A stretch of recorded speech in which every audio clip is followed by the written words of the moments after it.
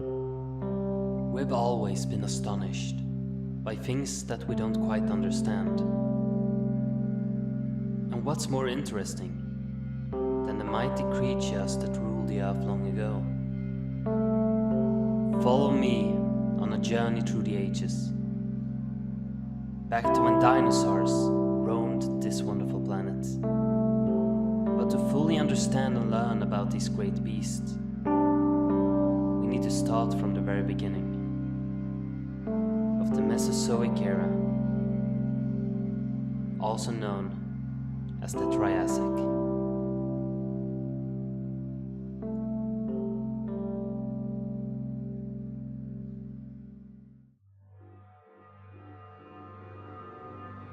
The Middle Triassic.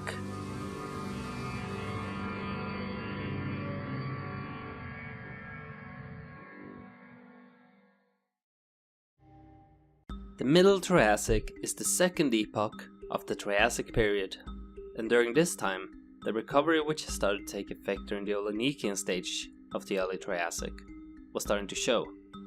Overall, the Middle Triassic started showing better conditions for all its inhabitants, and the oxygen levels began to get better, and corals and reefs started to form, although at a rather slow pace.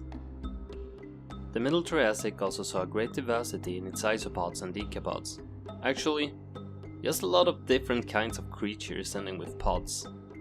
In fact, most of these species did relatively great in this new environment, and remained until the very end of the Triassic.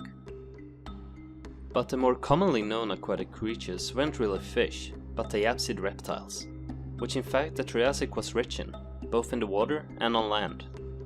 Diapsid today are more known as crocodiles, lizards, turtles and snakes, but they did also include dinosaurs.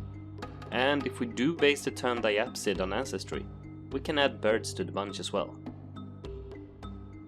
To name a few of those, I'll include the Nophosaurus, which was kind of a semi-aquatic creature, which is thought to have had a lifestyle similar to today's seals, and the Ichthyosaurs, which were a lot of diverse species in the marine reptile groups. Some of them appeared in the early Triassic and actually thrived well into the late Cretaceous. They came in many shapes and forms, resembling both some fish and modern dolphins. As oxygen levels were getting better, we could also see a great recovery in plants, but mostly ferns, seed ferns, spanopsid and conifers. The conifers in particular was on a big rise, which created broad areas of pine forests, and this big rise lasted for a long time, all the way to the Jurassic period. If we delve a little bit more deeper into the Middle Triassic, it included two substages, just like the early Triassic did, and those were named the Anisian and the Ladinian, in which the Anisian being the lower and the Ladinian being the upper part of the Middle Triassic. Both of these stages represented rocks, which were deposited worldwide during their specific parts. I guess pet rocks never stop to exist today. And now, even if dinosaurs still was a rare occurrence, rather small dinosaurs like the Neosaurus did start to appear.